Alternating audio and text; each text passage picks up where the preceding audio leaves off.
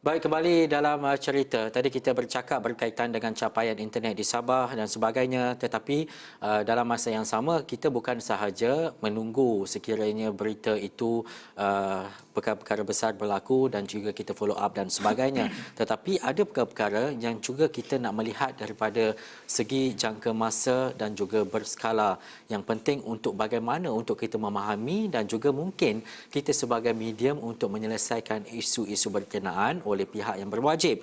Jadi laporan khas yang disediakan oleh wartawan kami di Eswawani, Fauzi Suhaimi, sebelum ini menyatakan bahawa berkaitan dengan banjir kilat yang berlaku di Kuala Lumpur. Jika hujan lebat, kita dapat saksikan ada kawasan-kawasan yang terjejas. Tetapi selepas itu apa dan bagaimana tindakan langsung untuk kita betul-betul faham berkaitan dengan perkara ini. Jadi Fauzi Suhaimi bersama dengan saya. Laporan ini telah pun dikeluarkan dan juga Fauzi selepas itu ada melaksanakan tugasan-tugasan lain untuk melihat kepada bagaimana perkembangan dan juga perjalanan berita yang dikeluarkan oleh Fauzi Suhaimi berkaitan dengan banjir kilat ini. Apa selepas ini? Baik, Ehsan, untuk laporan ni sebenarnya saya bersama tim Eswawani dah perancang pada tahun lepas lagi selepas berlakunya banjir pada November, kalau tak silap saya November, yang banjir teruk tu sampaikan tenggelam di kawasan Masjid Jamek. So susulan daripada itu satu laporan tentang punca berlakunya banjir di kawasan KL telah pun dirancang pada bulan 10, kalau tak silap bulan 10, bulan 11 hingga bulan 12 hari itu tahun lepas lah.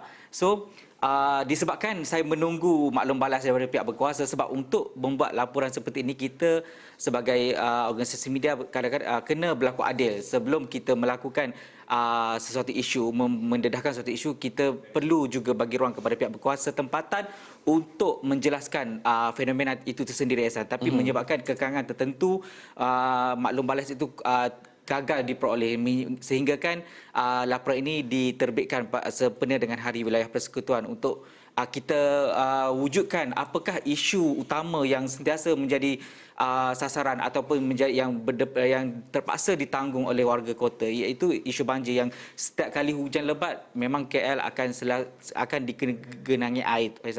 Jadi punca untuk laporan ini kita dedahkan berkaitan dengan saluran longkang, penemuan kabel-kabel utiliti haram ataupun elektrik maupun air sendiri ada dipasang di dalam setiap longkang, khususnya di kawasan-kawasan pusat perniagaan utama di pusat bandar. So daripada itu menyebabkan saliran longkang gagal berfungsi, dan ada juga menyebabkan sutur-sutur longkang itu rosak berikutan daripada pemasangan kabel-kabel itu sendiri. Itu yang kita jumpa. Dan juga ini kebimbangan seluruh rakyat Malaysia. Kadang-kadang bila hujan lebat sangat kita risau kereta kita parkir di mana. Mungkin ada kawasan-kawasan yang akan dilanja banjir kilat. Sebab banjir kilat ini untuk kita faham adalah banjir yang dalam keadaan sekejap tapi naik dengan cepat. Betul. Ada yang menyatakan bahawa mungkin 1 ke 2 meter kawasan-kawasan tertentu. Antara spot-spot yang mungkin yang menjadi pemantauan dan juga lokasi tumpuan ini di mana, Fauzi? Selalunya berdasarkan tinjauan atau maklumat daripada bomba itu sendiri, kita dapati kawasan-kawasan pusat perniagaan utama yang antara lainnya adalah di kawasan Masjid Jamek, di Bukit Bintang, di Jalan Turazak dan Jalan Geni. Itu antara kawasan yang selalu dinaiki air. Ini kerana faktor berdekatan dengan sungai-sungai utama, iaitu Sungai Gombak dengan Sungai Kelang juga menjadi penyumbang kepada berlakunya kawasan ini, yang antara kawasan yang pertama dinaiki air. Dan ia merebak ke kawasan-kawasan lain yang berdekatan, sehingga kan menyebabkan kalau kita tengok pembinaan di Kuala Lumpur, tempat letak kereta di bawah bangunan, itu yang menjadi masalah apabila hujan lebat, sebab kesesakan lalu lintas memang tidak pernah selesai di Kuala Lumpur. Jika berlaku hujan dan kereta terlalu padat di Kuala Lumpur, itu yang menjadi masalah kepada warga kota yang hampir setiap tahun akan sentiasa terpaksa menukar aksesori dalam kereta seperti kerusi. Itu yang saya cuba bawakan dalam laporan ini. Dan yang menariknya, laporan ini sebenarnya dirancang untuk dibuat secara bersiri. Dan daripada laporan yang pertama, dengan secara tak sengaja ada pihak tertentu cuba menghubungi saya dan memberitahu punca utama kejadian banjir ini bukanlah semata-mata longkang tersumbat ataupun pembinaan utiliti itu, tetapi ada punca lain yang mengapa Kuala Lumpur tetap berlaku banjir. Perkara itu kita akan laporkan dalam siri kedua malam ini. Dan pendedahan itu adalah pendedahan yang pada saya semua orang mungkin tak tahu lagi apa puncanya. Jadi kalau nak tahu kena tengok Esra Awani 745 pada malam ini, Hasan. Masih lagi menjadi rahsia. Betul.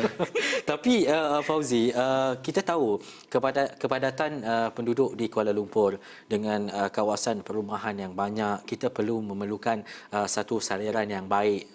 Ada juga sungai-sungai yang pastinya perlu diselenggara dengan baik. Selepas laporan pertama yang dikeluarkan oleh Fauzi dan juga malam ini adalah laporan kedua berhubung kait dengan isu yang sama. Betul. Ada atau tidak mendapat feedback daripada pihak berkuasa dan juga mereka-mereka yang terlibat secara langsung dalam isu berkaitan dengan banjir ini? Ya, betul.